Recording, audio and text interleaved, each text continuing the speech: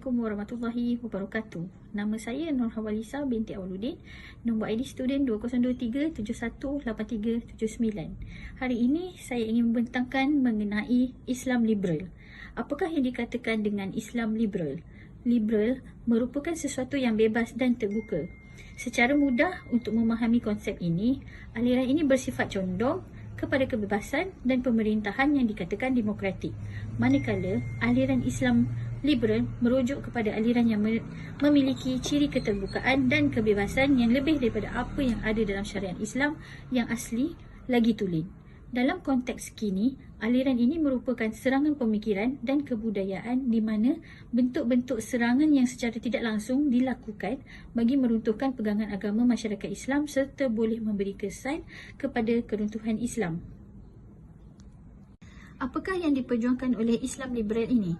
Di Malaysia, golongan Islam liberal ini telah mula memperjuangkan pelbagai isu bertujuan menyebarkan idea liberalisme secara lebih meluas.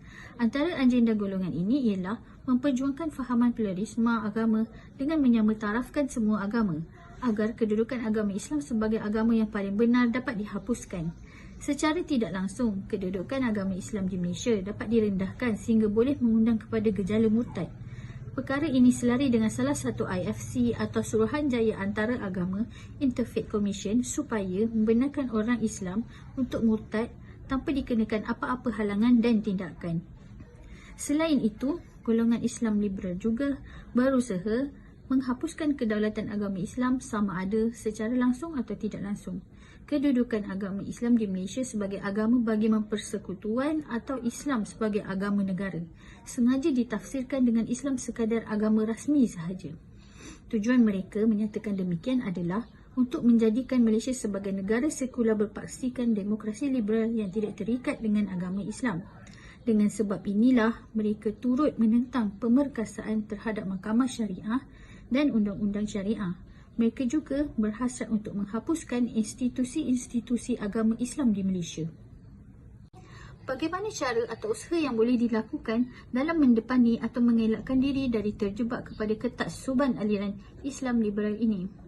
Pelbagai pendekatan usaha dan strategik dakwah boleh dilakukan oleh agensi-agensi agama serta pendakwah masa kini dalam menangani serta menangkis ancaman aliran pemikiran tersebut sama ada di peringkat kawasan penempatan sehinggalah ke peringkat nasional. Bagi pihak masyarakat, mereka perlu mempelajari ilmu agama dengan lebih mendalam daripada guru-guru agama yang mempunyai autoriti dan bertauliah. Dengan itu, dapatlah menjadi benteng daripada terpedaya dengan corak pemikiran Islam tersebut. Masyarakat juga perlu memainkan peranan yang efektif. Sikap accountability pada agama dan ambil tahu bukan sekadar untuk diri sendiri, malah saling mengingatkan antara satu sama lain tentang bahayanya gerakan ini dan betapa pentingnya untuk kembali dan memahami ajaran Islam yang sebenar dalam kehidupan seharian. Firman Allah Subhanahu Wa Taala dalam surah Al-Baqarah ayat 208 bermaksud, "Wahai orang-orang yang beriman, masuklah kamu ke dalam agama Islam secara keseluruhan dengan mematuhi segala hukum hakamnya dan janganlah kamu menurut jejak langkah syaitan, sesungguhnya syaitan itu musuh bagi kamu yang terang dan nyata." Ciri-ciri fahaman Islam liberal. Mereka menganut fahaman pluralisme, iaitu fahaman yang menyatakan bahawa semua agama adalah sama, yakni benar belaka. Orang Islam tidak boleh meyakini bahawa hanya agama Islam sahaja yang benar. Sebaliknya, mereka hendaklah mengiktiraf agama lain juga benar dan betul. Urustia Jaringan Islam Liberal Ulil Absyar Abdallah dalam majalah Gatra Indonesia keluaran 21 Disember 2002 menyatakan semua agama sama, semuanya menuju ke jalan kebenaran. Dengan fahaman inilah maka lahirnya ideologi Pancasila di Indonesia.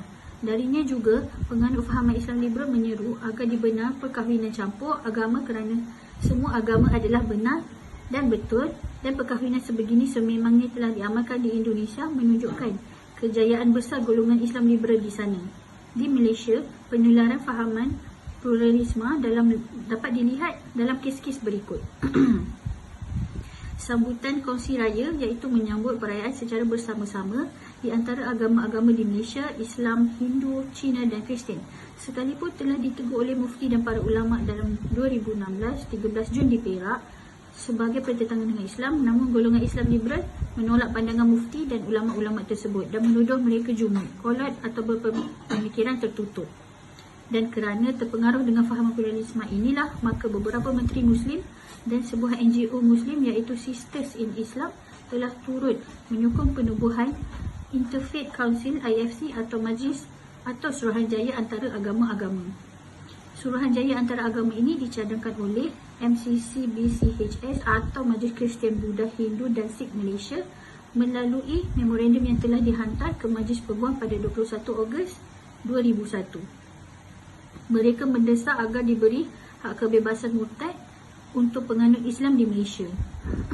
Dalam isu murtad seperti kes Lina Joy yang nama asalnya Lina Jailani, golongan Islam liberal di Malaysia antara yang mendesak agar penganut Islam diberi hak untuk murtad dari agama Islam tanpa sebarang tindakan undang-undang dan tanpa tertakluk dengan keputusan Mahkamah Syariah. Seorang peguam yang juga merupakan ahli parlimen daripada parti kerajaan Zaid Ibrahim pernah mengungkap isu murtad ini dalam satu forum yang dianjurkan oleh Suhakam pada 9 September. Bagi kelompok Islam liberal yang jahil ini, mereka berhujah bahawa hak untuk murtad menurut mereka adalah kebebasan beragama yang juga diakui oleh Al-Quran. Mereka menyalah tafsirkan ayat Allah yang berbunyi tidak ada paksaan dalam beragama dalam surah Al-Baqarah ayat 256. Menurut tafsiran ulama, tafsir yang muktabar, ayat di atas hanya terpakai bagi orang bukan Islam, yakni mereka tidak harus dipaksa untuk menganut Islam kecuali dengan kerelaan sendiri. Adapun bagi penganut Islam, mereka wajib beramal dengan segala tuntutan Islam termasuk tuntutan Islam memelihara akidah dan iman. Dalam kes murtad, orang Islam yang keluar daripada agama akan dikenakan hukuman yang berat di akhirat dan di dunia. Hukuman di akhirat, ia akan dihumbankan ke dalam api neraka selama-lamanya. Adapun hukum di akhirat, ia akan dihumbankan Allah dalam neraka untuk selama-lamanya. Adapun hukum di dunia ini, ia akan dibunuh sebagaimana yang sabit dengan dalil as-sunnah yang sahih, iaitu sabda Nabi SAW yang bermaksud, sesiapa yang menukar agamanya, yakni murtad, maka hendaklah kamu membunuhnya. Riwayat Imam Bukhari, Ahmad Abu Daud dan lain-lain dari Ibnu Abbas. Ayat-ayat Al-Quran perlu ditafsir agar selari dengan peredaran zaman. Menurut golongan Islam liberal, Al-Quran perlu ditafsir semula tanpa terikat dengan tafsiran ulama terdahulu. Tafsiran ulama terdahulu telah jauh ketinggalan dan tidak sesuai lagi digunakan pada zaman ini. Dalam mentafsir Al-Quran tidak perlu terikat dengan ilmu asbabun nuzul, nasih wal mansuh, tafsiran Rasulullah, para sahabat dan ahli-ahli tafsir terdahulu. Memadai menurut mereka, tafsiran itu menepati logik akal dan rasional. Semua umat Islam perlu kembali kepada asas-asas Islam dengan menolak tafsiran klasik lama yang telah ketinggalan zaman. Kepada umat Islam, kita menyeru supaya digerakkan usaha-usaha membuat tafsiran Al-Quran berdasarkan kaedah saintifik. Jelasnya, golongan Islam liberal mengajak umat Islam kepada penafsiran ayat-ayat Al-Quran berdasarkan ilmu akal semata-mata. Kerana itu, mereka awal-awal lagi telah menolak hadis Nabi yang bermaksud, sesiapa yang mentafsir Al-Quran dengan akal fikirannya semata-mata, maka sediakanlah tempat duduknya di dalam neraka. Dengan mendakwa hadis tersebut bercanggah dengan Al-Quran yang menyeru manusia supaya berfikir, merenung dan menggunakan akal. Mempertikaikan syariat Allah dan hukum-hukum fiqh dengan hujah rasional, pada pandangan mereka, hukum syariah Islam adalah ciptaan ulama dan fuqaha. Oleh itu, mereka menganggap syariat Islam tidaklah suci secara sepenuhnya dan ia terdedah kepada penilaian semula dan kritikan, termasuklah hukum hakam syariat dan qat'i. Antara hukum hakam syariat yang menurut pandangan mereka perlu dinilai semula ialah hukum faraid yang tidak sama rata dengan lelaki dan wanita, keharusan poligami bagi lelaki, kewajipan bertudung kepala ke atas wanita, hukuman bunuh ke atas orang murtad, hukuman jenayah hudud yang menurut mereka adalah pengaruh budaya Arab Jahiliah, larangan wanita daripada menjadi pemimpin termasuklah dalam solat, hak mutlak suami untuk mencerai isteri, larangan perkahwinan antara orang Islam dan bukan Islam, undang-undang murad agama dikatakan melanggar hak asasi dan kebebasan manusia. Demi menjayakan hasrat mereka itu, mereka menyeru kepada pembaharuan fiqh secara bebas tanpa perlu merujuk kepada ulama dan disiplin ilmu usul fiqh. golongan Islam liberal menolak autoriti ulama dalam bidang agama. Mereka amat menekankan kebebasan berpendapat, bahawa sesiapa sahaja berhak bercakap tentang agama. Pernyataan masalah. Dengan terjemahan dunia langit terbuka, kelompok ini dengan aktif menebarkan sikap serta pandangan mereka, bahkan secara terbuka mengadakan bantahan awam untuk berekspresi akan tuntutan-tuntutan mereka. Mereka secara terbuka menyerang institusi agama negara ini serta berkolaborasi dengan sesiapa sahaja yang menyokong perjuangan mereka. Terjahan kepada Islam berlangsung sepanjang zaman dan menurut umat Islam berdada dengan penyelewengan ini. Antara keburukan yang kian mendapat tempat dalam kalangan umat Islam yang jahil ialah fahaman Islam liberal, menyusup secara diam dan pantas dalam akal umat di pelbagai posisi. Isu ini menjadi semakin hangat dengan pihak berkuasa agama melarang wacana Mustafa Akyol, seorang sarjana Turki yang ingin menebarkan fahaman agamanya kepada rakyat negara ini. Kita melihat bagaimana kelompok Islam liberal di negara ini bersungguh-sungguh mempertahankan kewajaran cara fikir mereka. Baiklah, saya akan membincangkan poin yang pertama, iaitu menghalalkan yang haram. Mengharamkan apa yang dihalalkan oleh Allah adalah termasuk perbuatan kufur dan sebagainya. Orang Islam tidak boleh mengatasi hukum Allah dan mendahului Rasulnya dengan semata-mata fikiran, kerana sebagai seorang Muslim harus bersikap seperti dalam ayat berikut, iaitu surah Al-Hujurat ayat pertama yang membawa maksud, hai orang-orang yang beriman, janganlah kamu mendahului Allah dan Rasulnya, tetapi hendaklah kamu bertakwa kepada Allah. Sesungguhnya Allah Maha mendengar, Maha mengetahui. Akan tiba satu zaman manusia tidak mempedulikan hal ehwal halal dan haram, sama ada dalam bentuk makanan, minuman, harta yang diperoleh, kelakuan dan juga percakapan. Perkara ini berdasarkan sabda baginda Nabi Muhammad SAW daripada Abu Hurairah, bermaksud pasti akan datang satu zaman di mana manusia tidak lagi mempedulikan dari mana hartanya diperoleh, apakah dari jalan yang halal ataupun haram. Petikan hadis riwayat Al-Bukhari, hadis nombor 2083.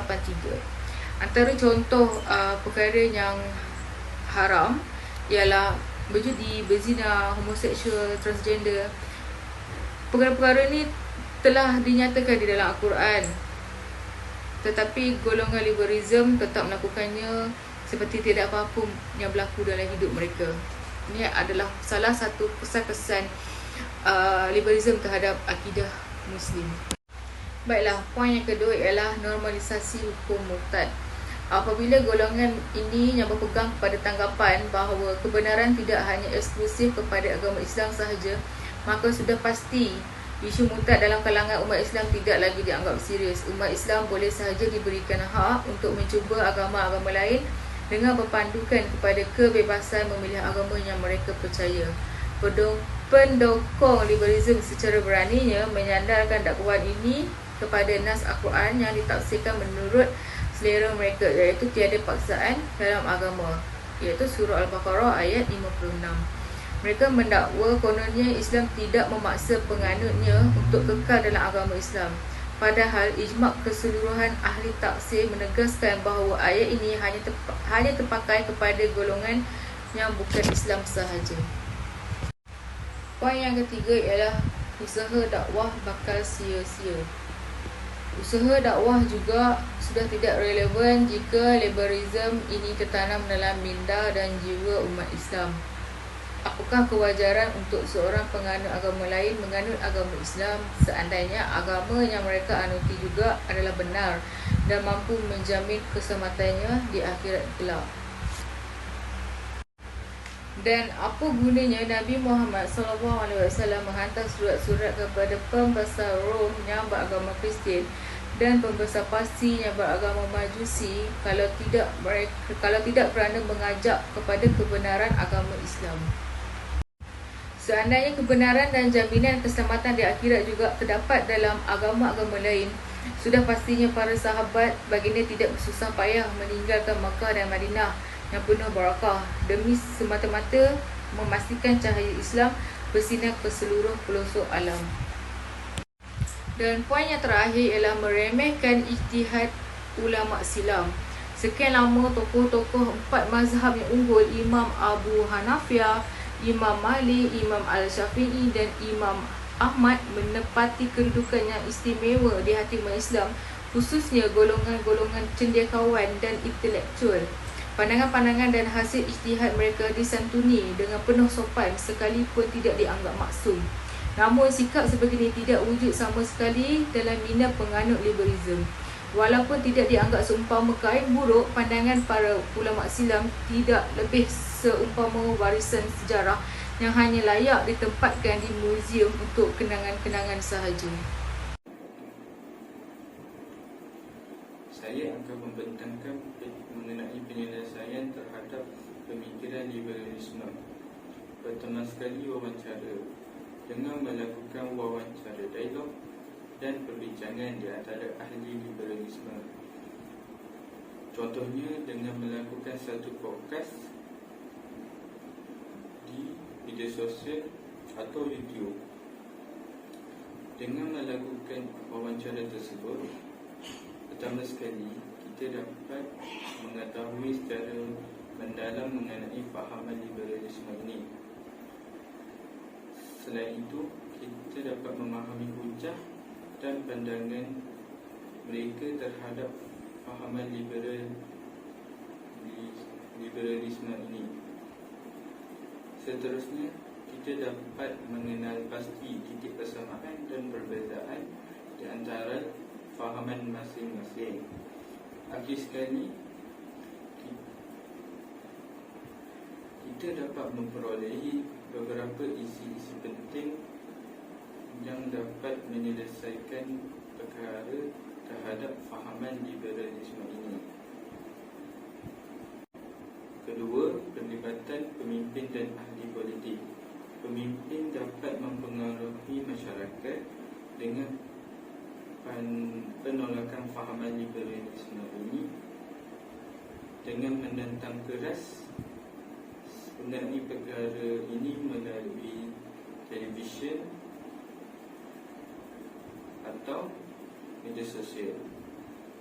Selain itu, ahli dan kumpulan yang aktif di dalam politik yang berpandangan kritis terhadap fahaman liberalisme ini, ia boleh menyumbangkan kepada pembentukan dasar yang seimbang. Ketiga, mempelajari ilmu-ilmu agama Islam secara mendalam. Pertama sekali, mengikuti majlis ilmu yang diadakan di masjid dan surau di perumahan atau berdekatan dengan kita.